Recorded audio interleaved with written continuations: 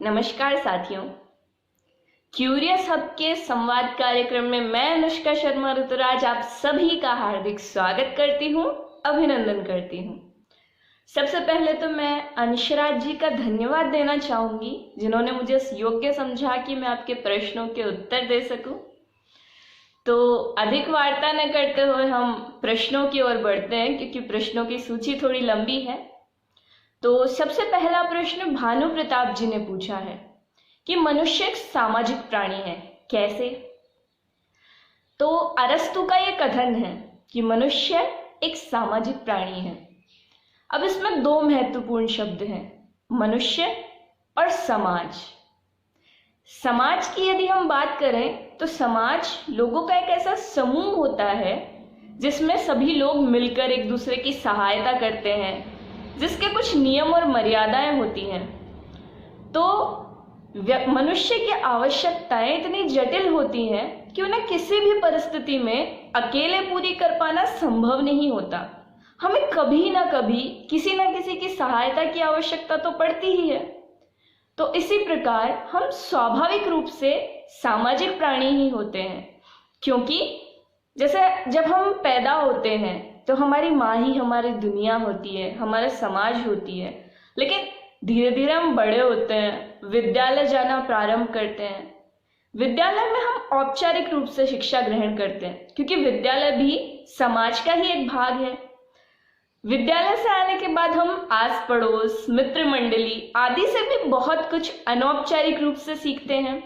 तो इस प्रकार समाज हमें औपचारिक और अनौपचारिक रूप से बहुत कुछ सिखाता है और हम जो भी कार्य करते हैं वे अधिकांशतः अपनी सामाजिक प्रतिष्ठा के लिए ही करते हैं।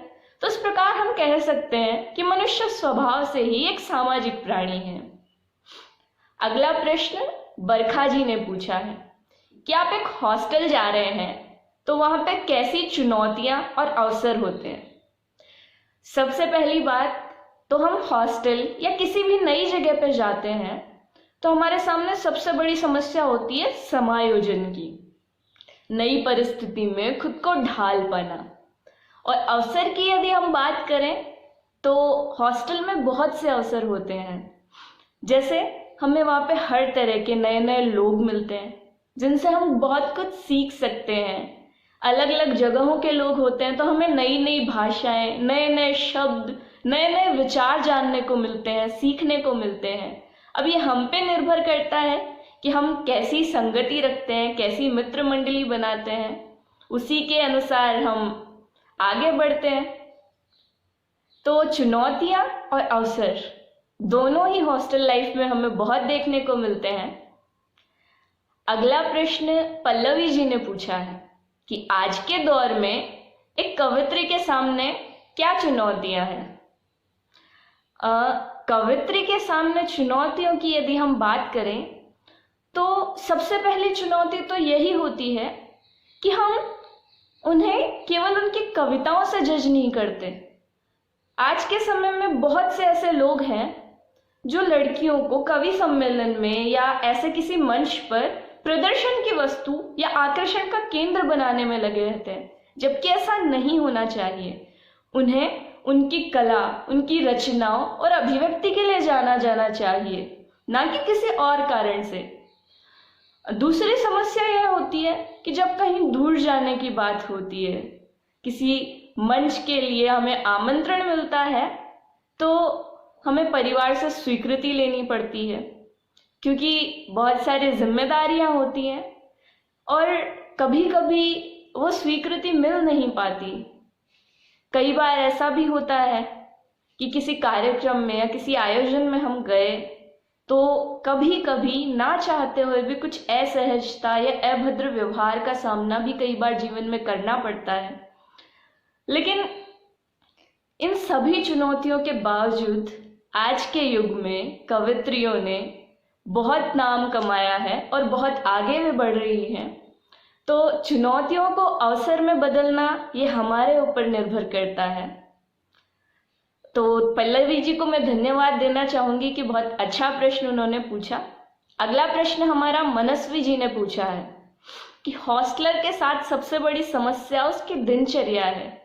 तो इसका हमारे जीवन पे क्या प्रभाव पड़ता है। जैसा कि हमने पहले भी बात की कि किसी भी जगह पर, सिर्फ हॉस्टल की बात नहीं है, जब भी हम किसी नई जगह पर जाते हैं तो वहां पे समायोजन कर पाने की समस्या हमारे साथ होती है। अगर दिनचर्या की हम बात करें तो हॉस्टल में तो दिनचर्या को सुव्यवस्थित करने की सबसे अच्छी जगह हमें मिलती है, क्योंकि हम जब चाहे उठ सकते हैं। सभी हॉस्टल में हालांकि ऐसा नहीं होता, हॉस्टल में खाने का हर चीज़ का टाइम फिक्स होता है, लेकिन यदि हमें जल्दी उठकर पढ़ना पसंद है तो हम जल्दी उठ सकते हैं। क्योंकि घर में तो हो सकता है हमारे साथ भाई बहन सोते हों या और कोई रहता हो, तो उन्हें हमारे लेट या जल्दी उठने से समस्या हो सकती है। लेकिन हॉस्टल में हमारे पास ये आज़ादी होती है कि हम जब चाहें उठ सकते हैं। अगर हमें लेट नाइट पढ़ने की ज़रूरत है तो हम लेट नाइट तक पढ़ सकते हैं। यदि हमें जल्दी उठकर पढ़ना अच्छा लगता है तो जल्दी उठकर पढ़ सकते हैं। तो हम जो उद्देश्य लेकर गए हैं उसे पूरा करने की सबसे अच्छी जगह होती है हॉस्टल।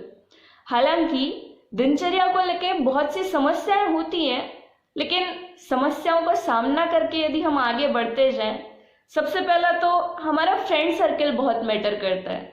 यदि हमने अच्छे और डिसिप्लिन फ्रेंड्स बनाए हैं तो हम भी उसी के अनुसार बन जाएंगे। लेकिन यदि हमारी संगति अच्छी नहीं है तो फिर हॉस्टल लाइफ हमारी अच्छी नहीं होने वाली है, फिर वो हमें गलत राह पर भी ले जा सकती है। तो इसका हमारे जीवन पर बहुत प्रभाव पड़ता है। जब हम हॉस्टल से वापस आते हैं तो हमारा व्यवहार, दिनचर्या, इसे वापस से पहले वाले ढर्रे में लाना बहुत मुश्किल होता है। तो बहुत सी समस्याएं ऐसी हमें सामना करना पड़ता है। अगले प्रश्न की ओर हम बढ़े। अगला प्रश्न अनुराग जी ने पूछा है, क्या कर्ण के जैसी दानवीरता आज के दौर में तथाकथित समझदार लोग कर सकते हैं? देखिए, सभी लोगों की तो मैं बात नहीं करूंगी, लेकिन आज का युग हो या कोई भी युग हो, न सिर्फ कर्ण जैसे बल्कि हम दादी जी जैसे भी कह सकते हैं, ऐसे उदाहरण हर युग में देखने को मिलते हैं। दानशीलता तब भी पाई जाती थी, आज भी पाई जाती है। हालांकि कर्ण को दानवीरता के मामले में बहुत उच्च दर्जा प्राप्त है, लेकिन दानवीर लोग उस जमाने में हो या आज के जमाने में हुए हैं, होते आए हैं और होते रहेंगे। तो दानवीर लोग तो हमें आज भी देखने को मिलते हैं। हालांकि आजकल ऐसे उदाहरण बहुत कम हैं, लेकिन होते जरूर हैं, ऐसा मेरा मानना है। अगला प्रश्न तुषार जी ने पूछा है कि हॉस्टल में शिक्षक के साथ किस प्रकार का व्यवहार या संबंध रखना चाहिए, एक परिवार की तरह या एक शिक्षक की तरह? ये सबसे ज्यादा निर्भर करता है शिक्षक के स्वभाव पे कि वो आपके साथ किस प्रकार रहना पसंद करते हैं। यदि टीचर बहुत स्ट्रिक्ट है, अनुशासन प्रिय है, तो हमें उसके अनुसार रहना पड़ेगा। लेकिन यदि वो खुद मित्रवत व्यवहार वाले हैं तो हम भी उनके साथ कंफर्टेबल फील करते हैं। यदि हम सामान्य तौर पे बात करें तो जब हम कक्ष के अंतर्गत होते हैं तब हमें शिक्षक के साथ अनुशासनपूर्ण और सादगीपूर्ण व्यवहार करना चाहिए।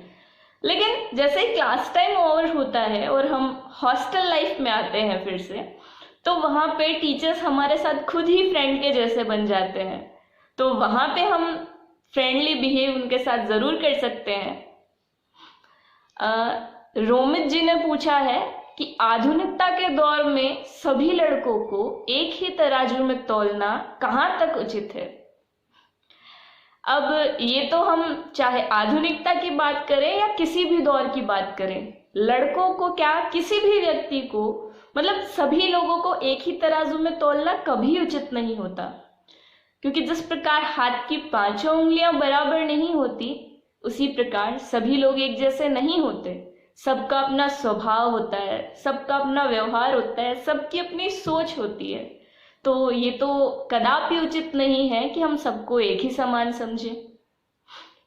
अंकिता जी ने पूछा है, आपका हॉस्टल का सफर कैसा रहा? क्या आप अब भी उसे मिस करती हैं? हॉस्टल की कोई एक शरारत जो आपको अक्सर याद आती हो? बहुत आपने मेरे दिल का प्रश्न पूछ लिया। मेरे हॉस्टल का सफ़र, मैं जयपुर में अलंकार पीजी कॉलेज के हॉस्टल में रहती थी, तो मेरा हॉस्टल का सफ़र बहुत अच्छा रहा। हालांकि खट्टी मीठी यादें, सभी तरह की यादें हमें वहाँ मिलती हैं, कुछ कड़वी भी और कुछ अच्छी भी, लेकिन मेरा मानना है कि हमें अच्छी यादें ही याद रखनी चाहिए। तो मैं कह सकती हूँ कि मेरा हॉस्टल का सफ़र बहुत अच्छा रहा और मैं उसे बहुत मिस करती हूँ। और शरारत की यदि हम बात करें तो मैं आपको बता ज़रूर रही हूँ, लेकिन आप कभी ऐसा ट्राई मत करना। एक बार हमने क्या किया था, हम ट्रूथ और डेयर खेल रहे थे, तो मुझे डेयर मिला था कि अब जो भी पहला इंसान अपने रूम से बाहर निकलेगा उसे डराना है। तो हम 3rd फ्लोर पे बैठे थे। अब क्योंकि एग्ज़ाम में हमें जागना होता है, रात भर हम जाग के पढ़ाई करते थे, तो रात के 1 या 2 बजे होंगे और मैंने क्या किया, अपने पैर को बालकनी से, सीढ़ियों से इस तरह लटकाया कि केवल पैर का नीचे का हिस्सा दिख रहा था और उस पर पूरा सॉस से उसको लाल कर दिया और धीरे धीरे ऊपर से सॉस टपका रहे थे, जिससे ऐसा लग रहा था कि कोई कटा हुआ पैर लटक रहा है और उससे खून टपक रहा है। तो जैसे ही एक लड़की बाहर निकली थी तो वो इतनी जोर से चिल्लाई कि हमारी वार्डन मैम आ गई थी और हम सबको भागना पड़ा था। तो वो शरारत मुझे हमेशा याद आती है। आप कभी ऐसा मत करना। लेकिन अंकित जी ने पूछा है कि आपके सबसे प्रिय प्राचीन और आधुनिक कवि और उनकी एक एक रचना। प्राचीन कवि की यदि मैं बात करूं तो मुझे दिनकर जी को पढ़ना बहुत अच्छा लगता है। दिनकर जी मेरे प्रिय कवि हैं, ऐसा आप कह सकते हो। तो उनकी एक बहुत प्रसिद्ध रचना है रश्मि रथी। उसी के 3य सर्ग का भाग है जिसे हम कृष्ण की चेतावनी के रूप में जानते हैं। उसी की पंक्ति आपको सुनाना चाहूंगी कि वर्षों तक वन में घूम घूम बाधा विघ्नों को चूम चूम, सह धूप घाम पानी पत्थर, पांडव आए कुछ और निखर। सौभाग्य न सब दिन सोता है, देखें आगे क्या होता है। मैत्री की राय बताने को, सबको सुमार्ग पर लाने को, दुर्योधन को समझाने को, भीषण विध्वंस बचाने को, भगवान हस्तिनापुर आए, पांडव का संदेशा लाए। दो न्याय अगर तो आधा दो, पर इसमें भी यदि बाधा हो तो दे दो केवल 5 ग्राम, रखो अपनी धरती तमाम। हम वहीं खुशी से खाएंगे, परिजन पर असे न उठाएंगे। पर दुर्योधन वह भी दे न सका, आशीष समाज की ले न सका। उल्टे हरि को बांधने चला, जो था असाध्य साधने चला। जब नाश मनुज पर छाता है, पहले विवेक मर जाता है। हरि ने भीषण हुंकार किया, अपना स्वरूप विस्तार किया। डगमग डगमग दिग्गज डोले, भगवान कुपित होकर बोले, जंजीर बढ़ाकर साध मुझे, हाँ हाँ दुर्योधन बांध मुझे। यह देख गगन मुझ में लय है, यह देख पवन मुझ में लय है। मुझ में विलीन झंकार सकल, मुझ में लय है संसार सकल। अमृत फूलता है मुझ में, संघार झूलता है मुझ में। उदियाचल मेरा दीप्त भाल, भूमंडल वक्षस्थल विशाल। भुज परिध बंद को घेरे हैं, मैनाक मेरु पग मेरे हैं। दिप्ते जो नक्षत्र निकर, सब है मेरे मुख के अंदर। दृग हो तो दृश्याकांड देख, मुझ में सारा ब्रह्मांड देख। चर अचर जीव जक्षर अक्षर, नश्वर मनुष्य सुर जाति अमर। शतकोटि सूर्य शतकोटि चंद्र, शतकोटि सरित सर सिंधु मंद्र। शतकोटि विष्णु ब्रह्मा महेश, शतकोटि जिष्णु जलपति धनेश।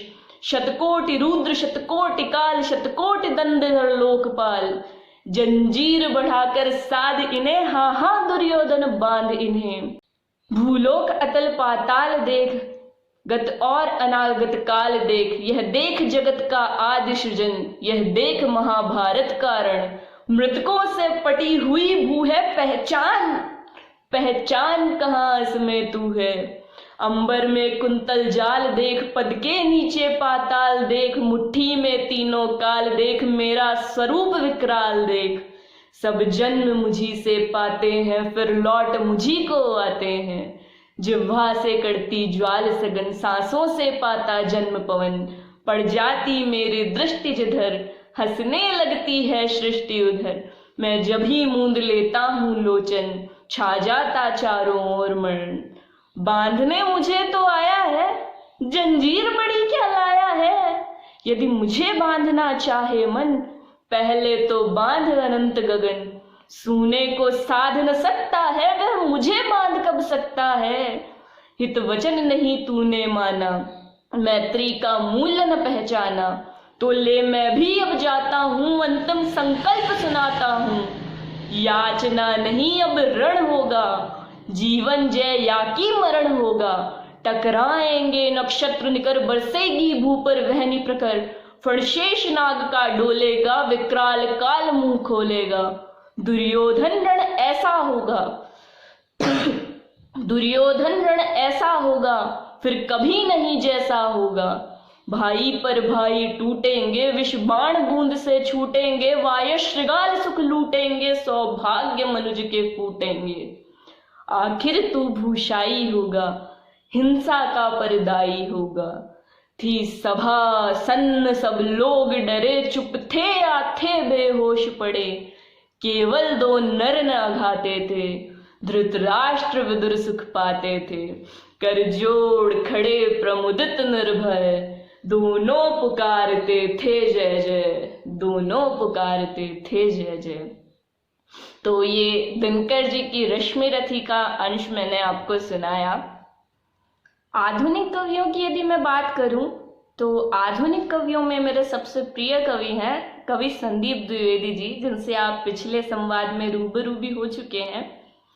तो उनकी वैसे तो सभी रचनाएं बहुत अच्छी हैं, लेकिन आज जो मैं रचना आपको सुनाने जा रही हूँ उसमें आपको अगले प्रश्न का उत्तर भी मिल जाएगा, जो कि श्रीमन जी ने पूछा है कि भीष्म द्वारा ली गई प्रतिज्ञा कहाँ तक उचित है और इतना अन्याय होने के बाद भी उन्होंने अपनी प्रतिज्ञा क्यों नहीं तोड़ी।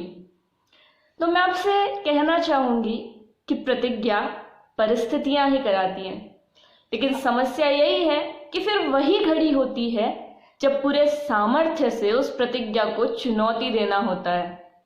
और प्रतिज्ञा और चुनौती के मध्य जब चुनौती जीतती है तभी कोई देवव्रत भीष्म कहलाता है। भीष्म कुरुवंश का एक व्रती योद्धा, जो कि आने वाले युगों में प्रतिज्ञा का पर्याय बन गया। लेकिन कई बार कुछ संकल्प जिनका पालन आपको एक और कीर्ति तो दिलाता है, लेकिन उसी संकल्प के कारण कई बार भावी परिस्थितियों को न्याय नहीं मिल पाता। और ऐसा माना जा सकता है कि पितामह भीष्म भी शायद ऐसे ही संकल्प की नौका में सवार थे। उनके व्रत पालन की विवशता पीढ़ियों की मनमानी नहीं रोक सकी। उनके संकल्प की रक्षा मर्यादा की रक्षा नहीं कर सकी। ऐसे में युग ने पितामह से प्रतिज्ञा तोड़ने का उन्होंने अपेक्षा की, लेकिन भीष्म ने, जो कि स्वयं मर्यादा की रक्षा करना जानते थे, उन्होंने अपना वचन क्यों नहीं तोड़ा। इसी की कल्पना में यह संदीप द्विवेदी जी की कविता आज आप सभी के सामने मैं प्रस्तुत करना चाहूंगी कि जब कथा करवटें लेती हो, संदेश युद्ध का देती हो, ऐसे में दीपक रखने वाले क्यों अपने व्रत से ना डोले। परिवार ने तोड़ी सीमाएं, क्यों वचन भीष्म ने ना तोड़े। क्यों वचन भीष्म ने ना तोड़े। धर्म की रक्षा करने वाला अधर्म देख क्या सकता था। अजर सिंह के सम्मुख कोई इस तरह गरज क्या सकता था। पर जैसे दशरथ वचनों ने राम के रथ वन को मोड़े, वैसे ही गंगा पुत्र भीष्म अपने पंजों के नख मोड़े। परिवार ने तोड़ी सीमाएं, पर वचन भीष्म ने ना तोड़े। पर वचन भीष्म ने ना तोड़े। वह तो कर्तव्यों में रत था, जीवन का एक यही व्रत था। सत्य असत्य विदित था, पर सत्य विरुद्ध खड़ा रत था। मृत्यु जिसे वैकल्पिक थी, मृत्यु जिसे वैकल्पिक थी, जिसको चाहे मारे छोड़े, लेकिन सत्य और व्रतहित वो खुद जीवन का रथ तोड़े। परिवार ने तोड़ी सीमाएं, पर वचन भीष्म ने ना तोड़े, पर वचन भीष्म ने ना तोड़े। और अब एक उत्तर की कल्पना कि दुख तो होगा उनको भी, क्यों इतनी कठिन प्रतिज्ञा की। दुख तो होगा उनको भी, क्यों इतनी कठिन प्रतिज्ञा की। पर स्वयं नाथ जब उतरे थे, कुछ बड़े न्याय की रचना थी। जब नियति नियंता वही रहे, जब नियति नियंता वही रहे, मानव तप से मुख क्यों मोड़े। शायद सोच के ऐसा भी वचन भीष्म ने ना तोड़े, वचन भीष्म ने ना तोड़े। परिवार ने तोड़ी सीमाएं, पर वचन भीष्म ने ना तोड़े। और अंत में इसी बात के साथ मैं कविता का अंतिम बंद आपको सुनाना चाहूंगी कि कितनी गाथाओं के प्रिय थे, गंगा के नीर सा बहते थे। कितनी गाथाओं के प्रिय थे, गंगा के नीर सा बहते थे। स्थान कहाँ न था उनका, वो कृष्ण हृदय में रहते थे। गंगा ने जैसा भेजा था, गंगा तक वैसे ही पहुंचे। था कौन दूसरा उस युग में, जो इतना कुछ लेकर लौटे, जो इतना कुछ लेकर लौटे। परिवार ने तोड़ी सीमाएं, पर वचन भीष्म ने ना तोड़े, पर वचन भीष्म ने ना तोड़े।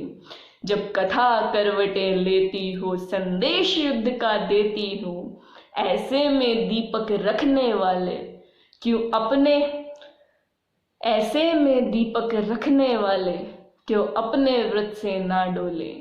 परिवार ने तोड़ी सीमाएं, पर वचन भीष्म ने ना तोड़े, पर वचन भीष्म ने ना तोड़े।